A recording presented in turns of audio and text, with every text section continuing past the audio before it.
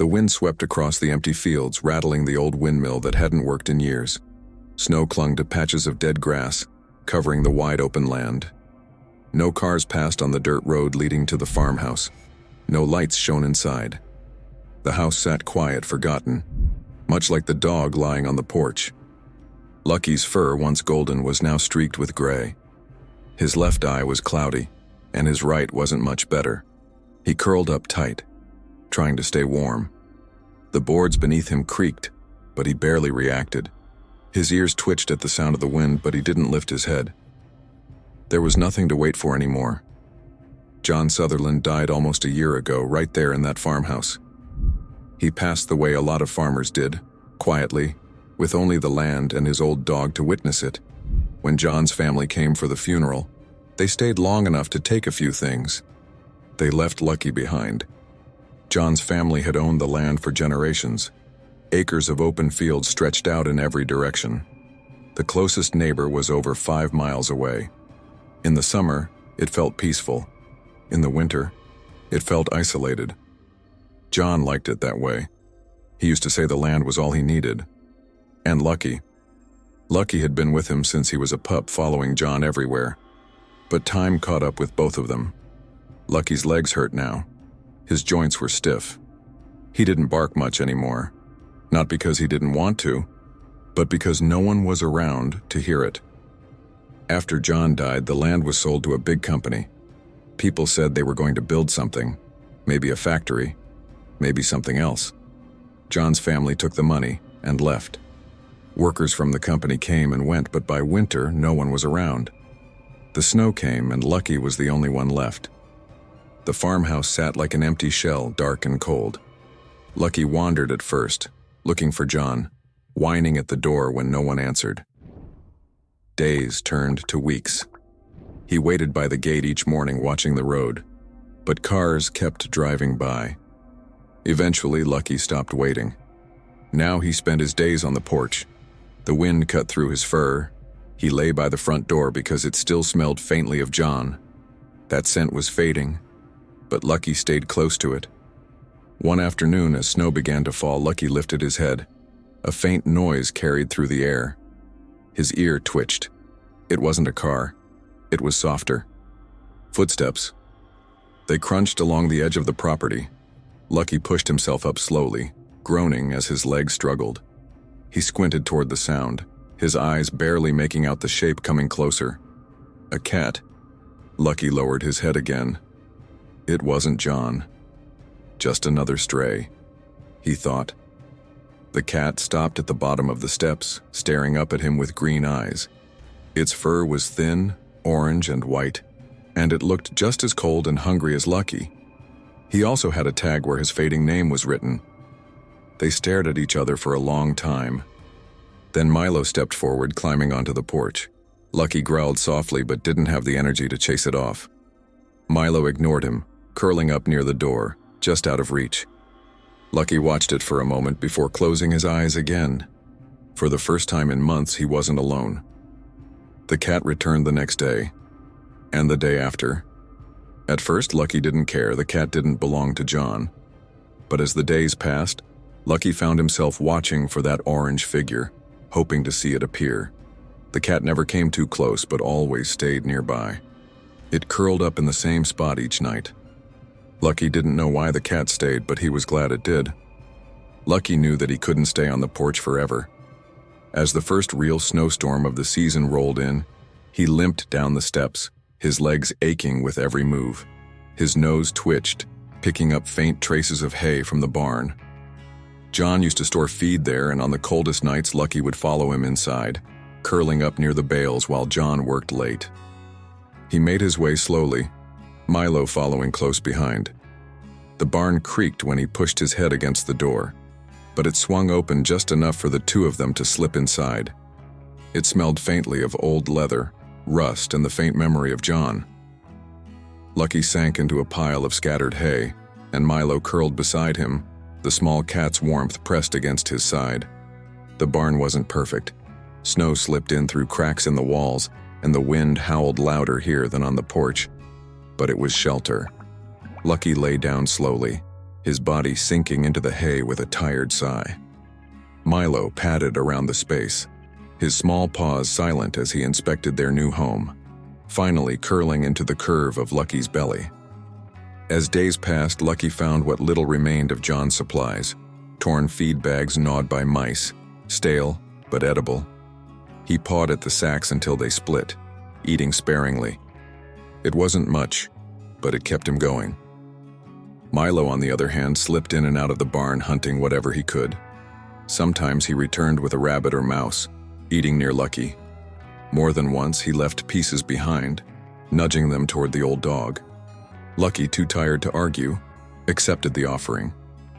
The two of them made it through the first storm that way, and the next.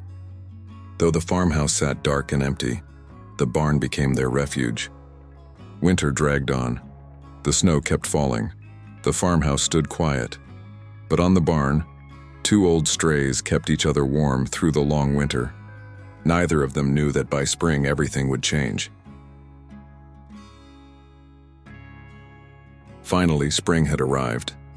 The snow began to melt in patches across the field, leaving behind muddy trails and the first hints of green beneath the white. A soft breeze replaced the biting cold, carrying the scent of earth and thawing grass. Lucky and Milo's days grew easier. Lucky moved more freely, though his limp had worsened over the long winter. Milo wandered farther from the barn during the day, but always returned by nightfall, curling up beside Lucky as they settled into their new routine. The barn doors, left slightly ajar, creaked open more often as Lucky basked in the rare warmth of the sun on the threshold. One afternoon, as Lucky dozed by the barn's entrance, the faint rumble of engines stirred him awake. Trucks. Milo perched on a beam above, his green eyes narrowing as he watched a convoy of work vehicles roll onto the property. A crew of workers piled out, their laughter and chatter breaking the stillness of the farm. Lucky didn't move. He simply watched, head resting on his paws. It didn't take long for the workers to spot them. "Hey, there's a dog in the barn," one of them called out. "Yeah, and a cat too," another added with a chuckle. "Real welcoming party." A younger worker holding a clipboard frowned. "Shouldn't they be gone by now? I thought this place was abandoned." One of the older crew members shrugged. "Their strays must have holed up here over the winter." "Shoo 'em off," the younger man said. "Last thing we need is animals hanging around while we start the prep work." The first worker stepped forward, waving his arms. "All right, come on, get out of here." Lucky raised his head but didn't move. Milo tensed, watching from above. "Leave 'em alone," another worker called out from near the truck. "They're not hurting anyone." The younger man hesitated. "Fine, but if they get in the way, they're gone." As the crew set up, Lucky remained by the barn. Some workers ignored him. Others shot him wary glances but kept their distance. A few, however, took a different approach. That evening, as the crew packed up for the day, one man lingered near the barn door. He crouched down, pulling a sandwich from his lunchbox. Tearing a piece off, he gently tossed it toward Lucky, who sniffed at it but didn't eat until the man had stepped back. "I heard someone say that's John Sutherland's old dog," the worker said to his colleague. "Family left him behind when they sold the place." "Yeah? Poor guy," the other replied. "Been here all winter?" "Looks like it." The man glanced at Milo, who padded silently across the beam above. Guess he found a friend. As days passed, Lucky and Milo became familiar faces to the workers. Some left scraps behind, while others ignored them entirely. The two animals stayed close to the barn, watching the slow progress of men digging up the land and inspecting the property. It wasn't until 2 weeks later that David Sutherland arrived. His truck pulled in late one afternoon, tires crunching over the gravel driveway. David stepped out, hands in his coat pockets, his gaze sweeping over the land. He was here to oversee the early prep work, nothing more. But as he approached the barn, his eyes narrowed at the sight of Lucky lying quietly by the door. Milo nestled against his side. "You've got to be kidding me," David muttered, shaking his head. He took a few slow steps forward, casting a glance at the workers. "This dog belongs here?" One of the crew nodded. "Yeah. He's been sticking around." Doesn't bother anyone. David sighed, rubbing the back of his neck. Figures. He crouched down, reading the worn tag hanging loosely from Lucky's collar. Lucky. Before he could stand, the faint sound of rustling from the far edge of the property caught his attention. Lucky's head shot up, ears twitching. Milo's fur bristled, and he jumped down from the beam, standing close to Lucky. A low growl escaped from Lucky's throat as shadows emerged from the tree line. Coyotes. David swore under his breath, standing quickly. Hey, get out of here! The coyotes crept forward, their eyes locked on Milo. One of them lunged, but Lucky sprang up with surprising speed, barking fiercely as he blocked its path. Milo hissed, backing up but refusing to run. A worker who had been packing up near the truck saw the commotion and ran toward David, grabbing a second shovel from the back of the truck. He tossed it to David, who caught it just in time. Let's move, the worker shouted, raising his shovel. Lucky clashed with the lead coyote, teeth snapping as he fought to keep Milo safe. One of the other coyotes circled around, darting toward Milo, but Lucky intercepted, snarling and knocking it aside. The old dog's body trembled, with effort, but he held his ground. David and the worker swung their shovels, yelling loudly as they advanced. The metallic clang and shouting finally drove the coyotes back toward the woods. When the dust settled, Lucky stood panting, blood staining the dirty near his back leg. Damn it, David muttered, crouching beside Lucky. He gently ran his hand over the dog's back. You're too old for this. Milo pressed his head against Lucky's side, purring softly as the old dog lay down, exhausted but alive. David exhaled slowly, shaking his head. All right, he said, more to himself than anyone else. Let's get you some help. He lifted Lucky carefully into the back of his truck, Milo watching from a distance. As David climbed into the driver's seat, the worker that got him a shovel spoke up. Leaving the cat? David hesitated. I'll deal with him later. As his truck rumbled down the road, Milo sat alone by the barn door, his eyes fixed on the fading vehicle disappearing over the horizon. Would you have taken Milo with you or left him behind like David did? Let me know in the comments below. I'd love to hear your thoughts on this moment. And if you're enjoying the story, don't forget to like and subscribe for more. Lucky lay on the cold exam table, his head resting heavily on his paws. The sharp smell of antiseptic filled the air, unfamiliar and unsettling. His side ached where the coyote's teeth had sunk in, but it wasn't the pain that bothered him most. It was the absence. Milo wasn't here. Lucky's ears twitched at every faint sound in the clinic, hoping to hear the soft thud of paws or the quiet purr that often lulled him to sleep. But it never came. David stood by the wall, arms crossed. Lucky could hear his voice, low and calm, but the words blurred into nothing. The touch of a gentle hand on his head pulled Lucky from his haze. Caroline's voice followed, soft and soothing. She was kind, but not the one he wanted. He's been through a lot, Caroline said as she ran her hand gently down Lucky's side. Her touch was careful, but Lucky barely noticed. His eyes drooped as exhaustion weighed him down. At the barn, Milo curled up alone in the spot where Lucky used to rest. The orange cat hadn't left the porch since David had taken Lucky away. Each night, Milo returned to the same place, waiting. He would sit by the door of the barn during the day, ears flicking at the sound of every passing truck, eyes narrowing at every approaching figure.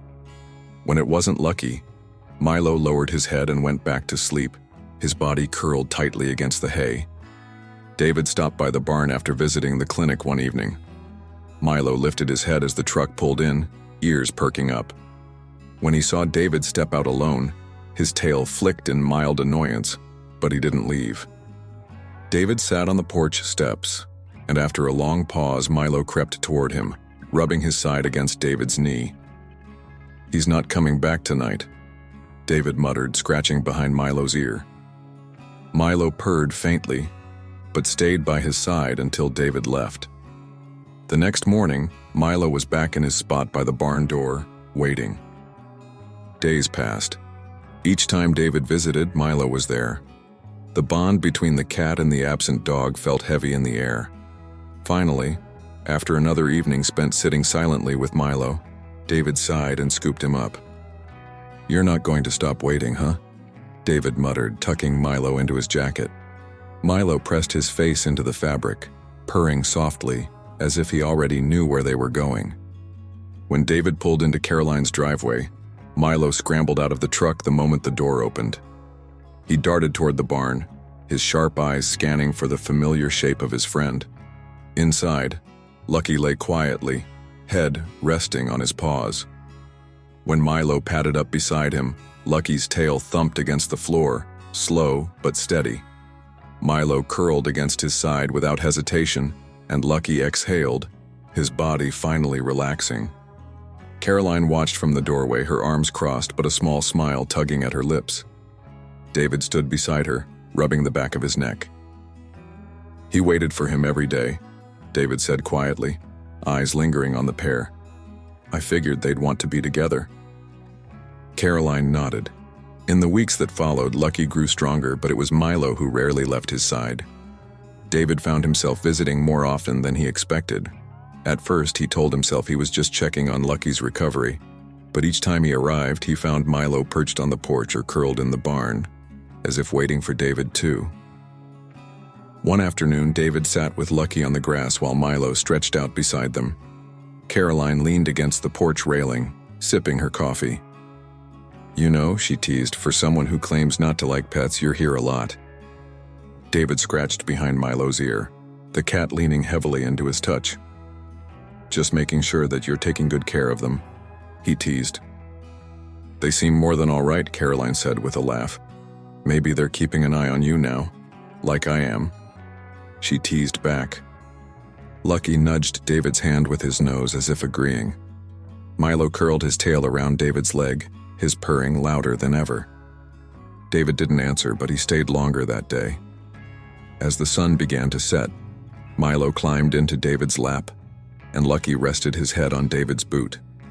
Caroline watched from the porch, and in that quiet moment it was clear. David wasn't just visiting anymore. He belonged there just as much as Lucky and Milo did.